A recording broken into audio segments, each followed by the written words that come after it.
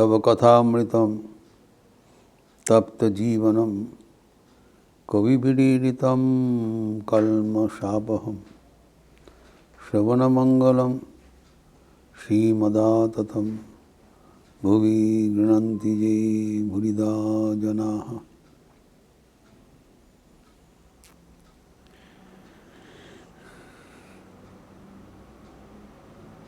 पराविद्या का चर्चा हुआ, जहाँ पर हमारे शास्त्र अनुसार, वेदांत अनुसार कहा गया है अपराविद्या यानी जागतिक ज्ञान, आँख खोल के जो दुनिया दिखा जाता है वो दुनिया का ज्ञान, एवं पराविद्या आँख बंद करके एक दूसरा दुनिया है जहाँ पर हमारे भीतर परमात्मा विराजमान है, उनके बारे में जानना। एक के बाद एक, अथ परा, अपराविद्या हो गया, इसका अनंतर पराविद्या, जो कि हम देखा है वेदांत का, वेदांत सार अनुसरण करते हुए ही मेथड है, अधिकारी बनना पड़ेगा। लेकिन अभी देखते इस परिप्रेक्ष्य में भगवान श्री राम कृष्ण का क्या अवदान है, what is his greatest contribution. उनका पहले से ही जो चिंतन है, जीवन सीमित है, जो प्राचीन काल से इतना दिन से चल रहा है, वो परंपरा अभी चलेगा नहीं, नया कुछ उद्भावन करना चाहिए, शॉर्टकट, ये उनका ही योगदान है। डायरेक्ट मेथड, खुद ही कहा करते थे कि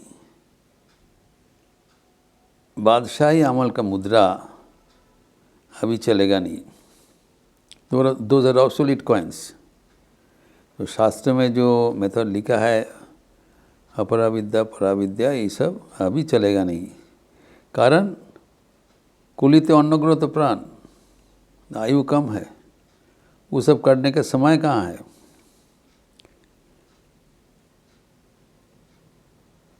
तो कहते हैं पहले जो जमाना में जो कविराजी पाचन दिया जाता था, वो बनाना वो समय सापेक्ष है, ग्रहण करने में, आराम होने में समय ज़्यादा लगे। अभी क्या है, फीवर मिक्सचर, एलोपैथिक ड्रग आ गया, तत्काल मिक्सचर और गोली ले लो, रोग का निरामय करो, समय नहीं है।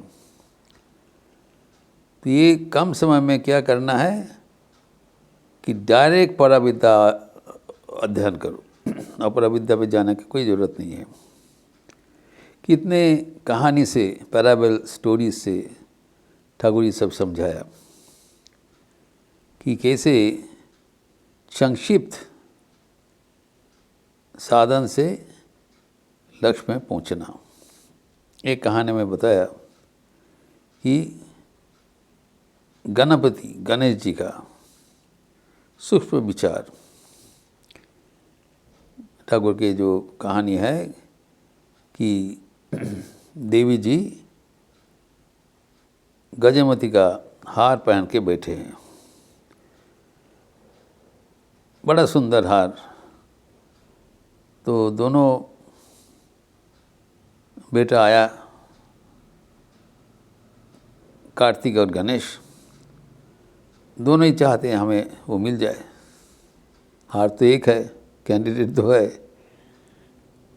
तो एक कंपटीशन हुआ कि जो व्यक्ति दोनों के भीतर पहले, सबसे पहले विश्व परिक्रमा करके हमारे पास आके पहुंचेंगे, उसी को हार मिलेगा। ट्रैवल द एंटायर वर्ल्ड, जो पहले इसको अतिक्रम करेगा। नो कार्तिक तो राजी हो गया, साथ साथ ये जो दादा है वो तो मूशिक वाहन है और स्थूल बपी है, कहाँ क्या कर पाएगा। वो तुरंत अपने जो वाहन है मयूर को लेके निकल गया और तीव्र गति से दुनिया परिक्रमा करने में जुट गए। गणेश जी क्या किया, वो है बुद्धि के शिरोमणि। उन्होंने क्या किया, हाथ जोड़ करके धीरे धीरे धीर गति से वो माँ को प्रदक्षिण कर लिया। तो वो जो देवी है वो तो पूरा जगत का सार है, जगत प्रसविनी है। उनको प्रदक्षिण करना जगत के प्रदक्षिण करने का भी बराबर है। भक्ति सहकार हाथ जोड़ करके धीरे, कोई जल्दीबाजी नहीं है, धीरे धीरे प्रार्थना के साथ अपने माँ को प्रदक्षिण किया।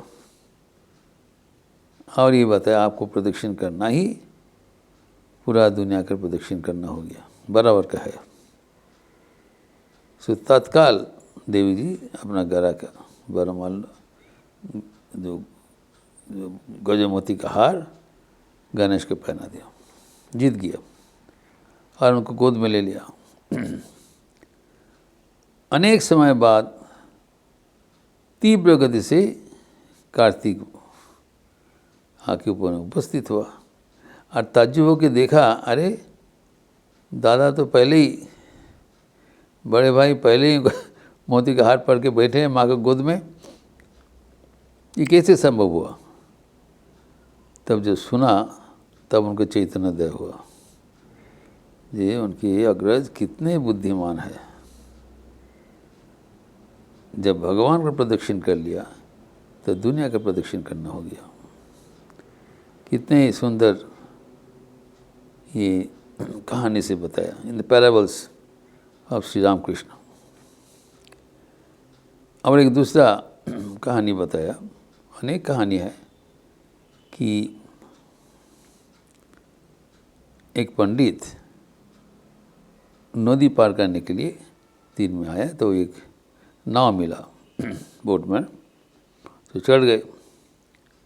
और बहुत महापंडित है, तो उन्होंने जो नौआ का जो चालना कर रहे थे वो जी को बोला चलते चलते समय कि अच्छा तुम कुछ शास्त्र चर्चा किए हो। वे सरकार कहाँ शास्त्र चर्चा होगा, हम कुछ नहीं जानते हैं। अरे तुम्हारा जीवन तो व्यर्थ हो गया, कुछ गीता कुछ पढ़े हो? नहीं, हाँ गीता नहीं पढ़ा। अरे फिर उपनिषद हम नाम ही नहीं सुना है, फिर भागवत, ये सब तो हमारा कोई मतलब ही नहीं है। अरे तुम कुछ नहीं पढ़े हो, कितना दिन हो गया तुम्हारा, तो जीवन तो व्यर्थ हो गया। ऐसी करके एक एक किताब पुस्तक गया और वो तो हाथ उठा दिया जो हमें कुछ पता नहीं। हाँ राम जी का नाम लेता है और जीवन बिताता है, इस सब से हमारा कोई मतलब नहीं। तो उन्होंने बोलना चालू किया जी तुम्हारा तो ये बेवकूफ़ी है, जीवन बर्बाद कर दिया, तुम्हारा कुछ पढ़े ही नहीं लिखा नहीं, क्या करे। इस समय में वो नदी में जब चल रहे थे भारी तूफान शुरू हो गया। जब तूफान शुरू हो गया, अंधेरा हो गया, तब नाव हिलने डुलने लगी। तो तब तक ये उसको नाव जो नाव चला रहे थे उसको वो निंदा करते गए, तुम्हारा जीवन व्यर्थ है, तुम कुछ कर नहीं पाओगे। तो इस समय में जब नौका का अवस्था इतना हालत गंभीर है, तब जो नाव चला रहे थे उन्हें कहा पंडित जी हम तो कुछ नहीं सीखा, लेकिन इस समय में तैरना बहुत ज़रूरी होगा, क्योंकि नाव अगर डूब जाएगा इस माझ दरिया से तीर में पहुंचने के लिए तैरना का ज़रूरत है। आप क्या तैरना जानते हैं? Do you know swimming? तो कहे नहीं, स्विमिंग तो नहीं जानते, मैं तो शास्त्र पाठ किया है। बोले आप शास्त्र पाठ आपको इसमें उद्धार नहीं कर पाएगा। इसी कहते कहते नाव उलट गया और वो दोनों ही मदरिया में गिर गया। तब वो नाव चलाने वाला बताया, पंडित जी मैं कुछ शास्त्र नहीं पढ़ा, कम से कम तैरना सीख लिया जिससे हम तीर तक पहुंच जाएंगे, लेकिन आपने हज़ारों शास्त्र पढ़ा, तैरना नहीं सीखा, वो जो आप पढ़े हैं उसका वो बचा नहीं सकते हैं। कर कर वो तैर के चले गए और ये पंडित जी डूब गए। ये ठाकुर का मर्मवाणी है कि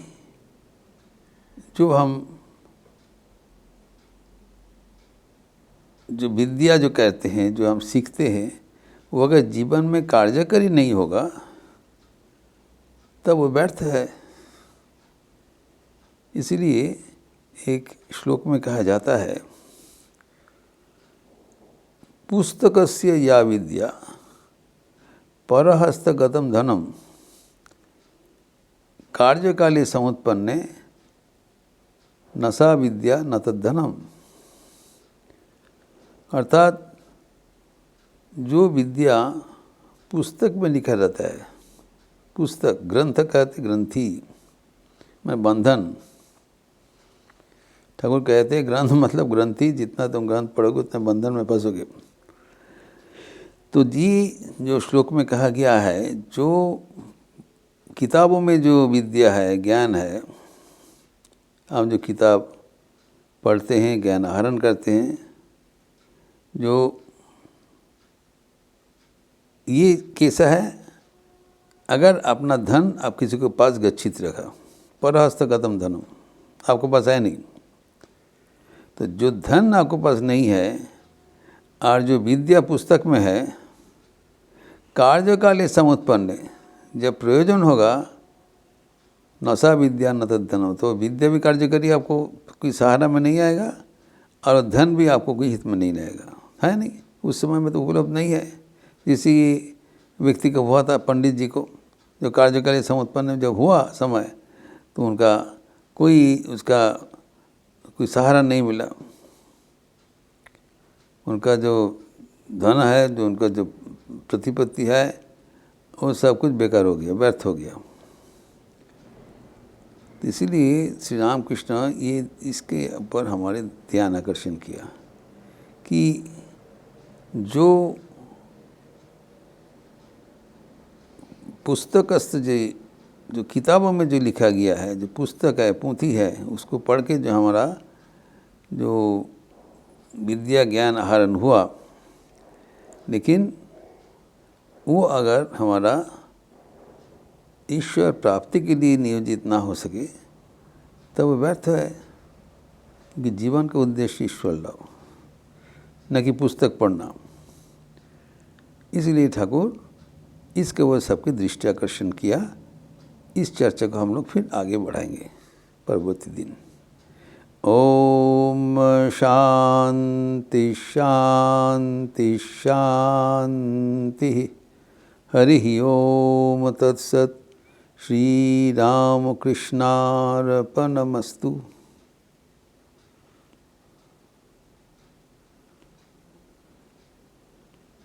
आज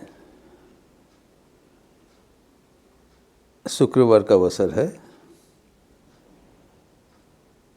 सुबह में शारदा संघ की क्लास है, माँ की मधुर स्मृतियाँ, स्वीट मेमोरीज ऑफ श्री माँ शारदा देवी, एवं शाम को संध्यारती के उपरांत पतंजलि योग सूत्र।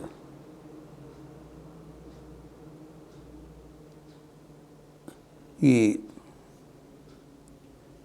जरूर आपको शामिल होना चाहिए। आरती के बाद पतंजलि योगा सूत्र में प्रवचन में अंश लेंगे। आप लोग सब स्वागत है। अच्छे रहिए, स्वस्थ रहिए, आनंद में रहिए। नमस्कार।